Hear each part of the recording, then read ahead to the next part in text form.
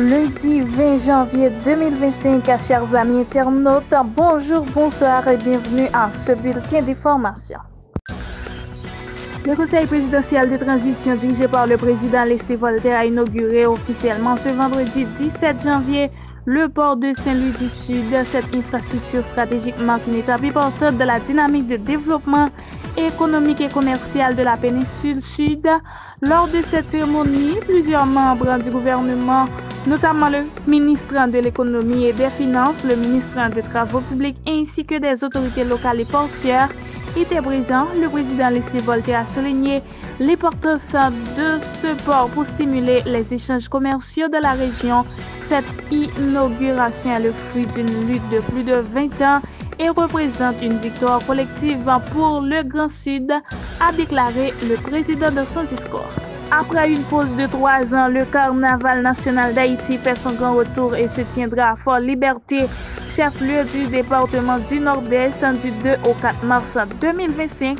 L'annonce a été faite par le ministre de la Culture et de la Communication, Patrick Delatour, lors d'un entretien accordé au journal Le Nouvelliste ce samedi 18 janvier 2025.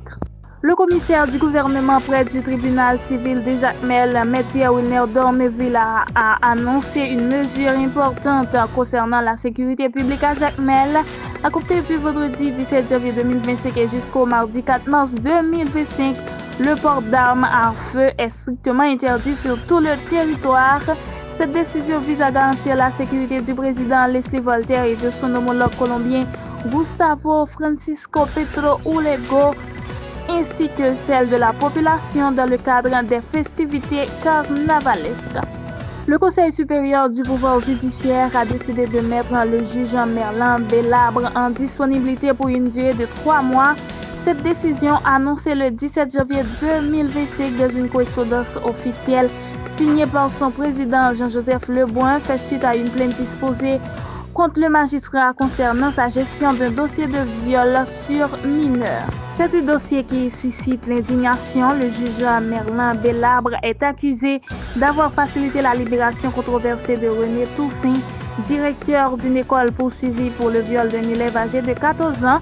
La victime enceinte des suites de l'agression représente un cas emblématique des violences faites aux enfants en Haïti. La remise en liberté de l'accusé, ordonnée le 20 décembre 2024, a provoqué une vague indignation parmi les organisations de défense des droits humains et les militants pour la protection de l'enfance. Un nouveau contingent d'environ 300 policiers kenyans est arrivé en Haïti ce samedi 18 janvier pour rejoindre la mission multinationale de soutien à la sécurité. Ce renfort s'inscrit dans le cadre des efforts internationaux visant à lutter contre les gangs armés et à stabiliser le pays en proie à une crise sécuritaire aiguë. Les policiers kenyans ont atterri à l'aéroport international Toussaint Louverture à bord d'un avion de la compagnie Kenya Airways. Ils ont été accueillis par des personnalités de premier plan, dont l'ambassadeur des États-Unis en Haïti, Denis Bruce Hankins, le conseiller présidentiel Fritz Alphonse Jean, le directeur général de la police nationale d'Haïti, Ramon Ormil, ainsi que le nouveau secrétaire d'État à la sécurité, Mario Andresol. Chers amis internautes de l'Eco Haïti News, c'est ici que prend fin le bulletin d'aujourd'hui. Merci de l'avoir suivi. À la prochaine.